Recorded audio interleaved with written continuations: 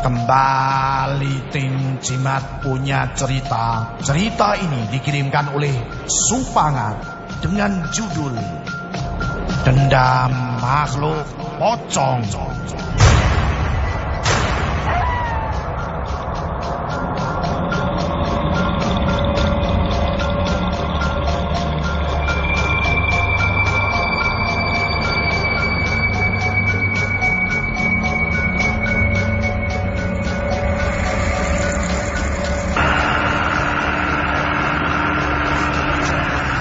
Kejadian ini terjadi kurang lebih 6 bulan lalu di kampung seberang rumah saya. Pada saat itu saya dan teman-teman sedang asik jalan-jalan menikmati sore hari, sekaligus ngobrol-ngobrol tentang perempuan sampai ke dunia mistik.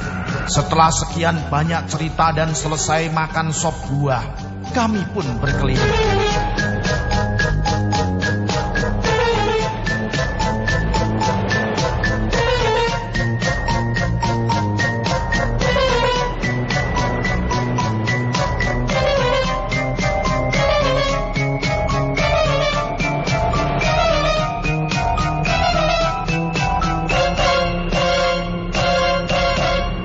Ketika kami melewati sebuah pemakaman umum, kami merasakan ada suatu hal yang aneh dan kami pun berbincang.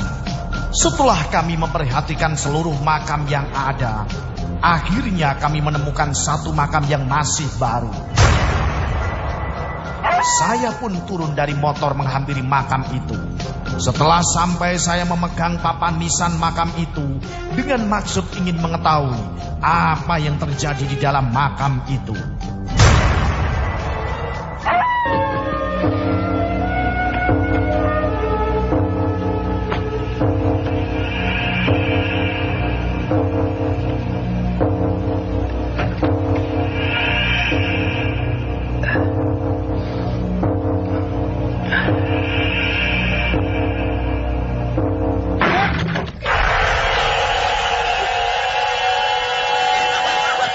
Ternyata benar dugaan saya bahwa jenazah di dalam makam itu masih memiliki dendam kepada seseorang.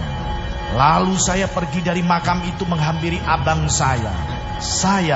Saat kami ingin pergi, datang 2 orang menghampiri kami, yang menurut saya bisa dibilang tokoh masyarakat. Saya dan abang mengeluarkan KTP kami, yang kemudian dilihat oleh mereka, kemudian diberikan lagi kepada kami, dan mereka pun saling menganggukkan kepala.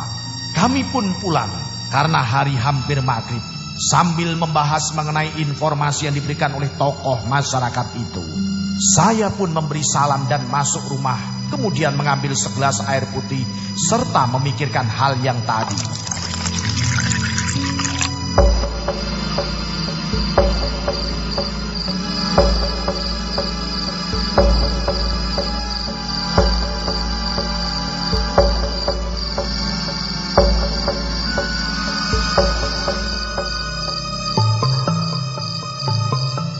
Dalam benak hati saya berkata, kenapa perempuan itu bunuh diri dan ingin balas dendam? Saya harus tahu jawabannya. Dan nanti malam sekitar jam 12 saya akan mulai cari tahu.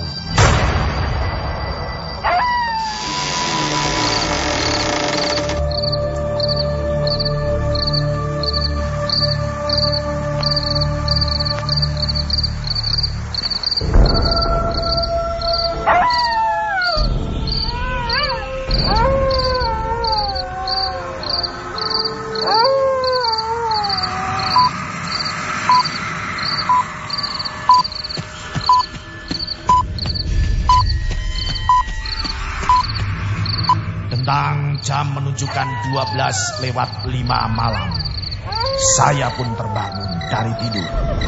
Kemudian segera berwudu dan sholat tahajud serta zikir dengan maksud meminta perlindungan kepada Yang Kuasa. Setelah selesai, saya pun keluar ke tempat pemakaman umum tadi. Karena cuaca yang cukup dingin, saya menggunakan jaket. Malam yang sunyi, diiringi suara angin serta jalan yang cukup gelap.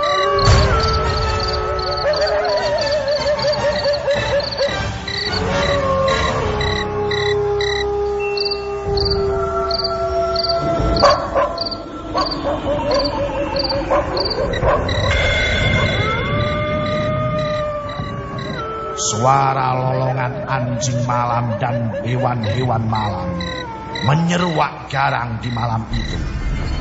Saya terus berjalan sendirian tanpa ada seorang pun yang lewat saat itu.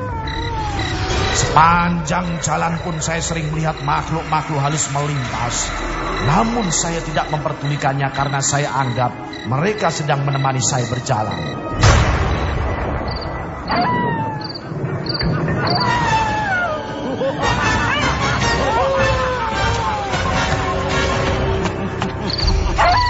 Akhirnya sampailah saya di tempat pemakaman umum. Namun saya mencari jalan lain agar tidak diketahui oleh siapapun karena ada yang ronda malam itu. Setelah sampai persis jarak 15 meter dari makam perempuan itu, saya pun terdiam sekaligus menyalakan rokok karena cuaca yang cukup dingin, sambil terus memperhatikan makam itu bercampur dengan wangi kembang 7 rupa.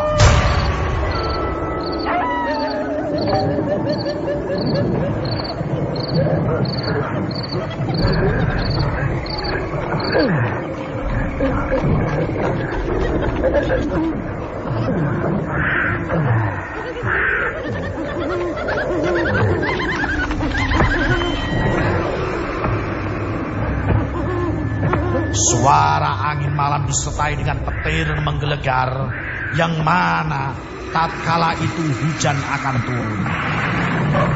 20 menit lamanya saya menunggu. Akhirnya tiba waktunya saya melihat seperti ada asap yang keluar dari makam itu. Namun tiba-tiba asap itu menghilang dan saya merasakan ada sesuatu di belakang saya.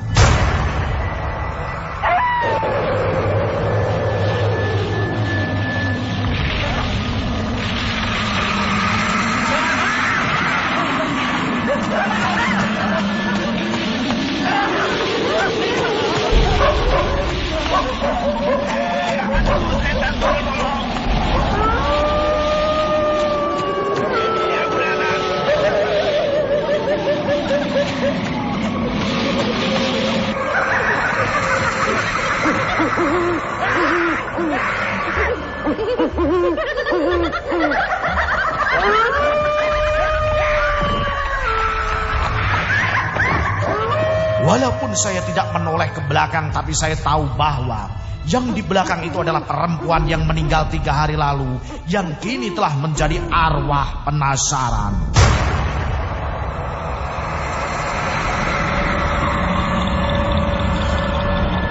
Kaget bukan main saat ku toleh.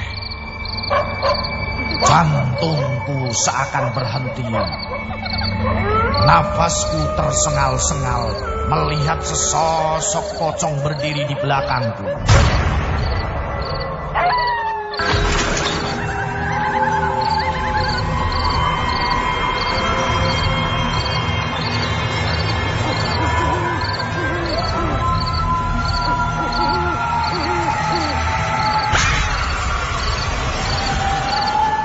Arwah penasaran perempuan itu pun pergi. Kemudian saya menghampiri makam itu dan mematahkan kayu nisannya. Setelah itu saya pergi pulang sambil menyalakan sebatang rokok. Detik demi detik, menit demi menit, selangkah demi selangkah saya terus berjalan di dalam kegelapan malam serta angin malam.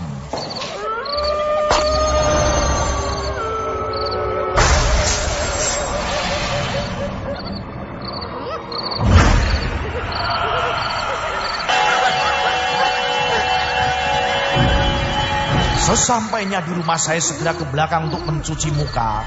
Setelahnya saya mengambil satu kendi yang di dalamnya terdapat beras, kemudian menancapkan potongan kayu nisan. Saat saya sedang mendengarkan musik, tiba-tiba potongan kayu itu bergerak. Itu bertanda bahwa perempuan itu telah melakukan sesuatu. Kemudian saya memegang potongan kayu nisan itu dan memejamkan mata dengan maksud melihat apa yang dilakukan perempuan pocong itu. Ternyata dia telah menemukan salah seorang yang telah memerkosanya. Api dendam yang begitu besar yang ada pada perempuan itu dan ketakutan yang sangat mendalam bagi laki-laki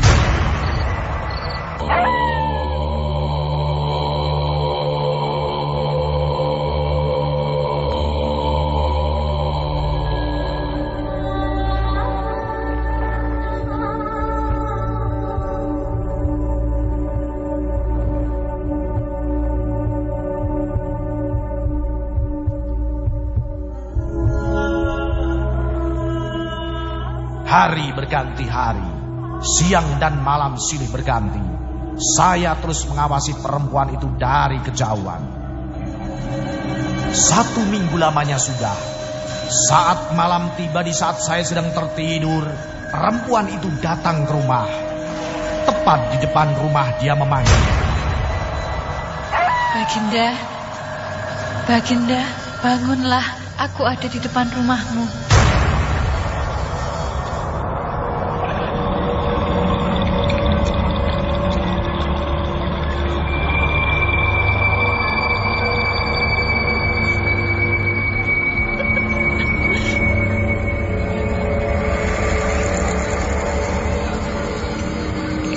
Akhirnya saya pun terbangun kemudian melihat melalui jendela. Untung saja keluarga saya tidak ada yang bangun. Andaikan mereka bangun habislah sudah. Dan akhirnya saya pun keluar. Kemudian saya menggenggam tangan saya, lalu membaca bacaan yang saya baca terus meniupkan ke perempuan itu. Akhirnya arwah penasaran perempuan itu menghilang setelah saya meniupkan tangan saya. Saya pun masuk ke rumah untuk melanjutkan wudhu. Esok harinya saya datang ke tempat pemakaman itu. Para warga sedang menggali kembali makam perempuan itu, dan perasaan saya pun tenang. Di ujung pemakaman itu saya melihat sesosok perempuan itu yang tersenyum melihat saya, dan saya pun membalas senyumnya. Ternyata dia perempuan yang cantik jelita. Itulah cerita nyata dari saya, Supangat, bersama tim Cimat.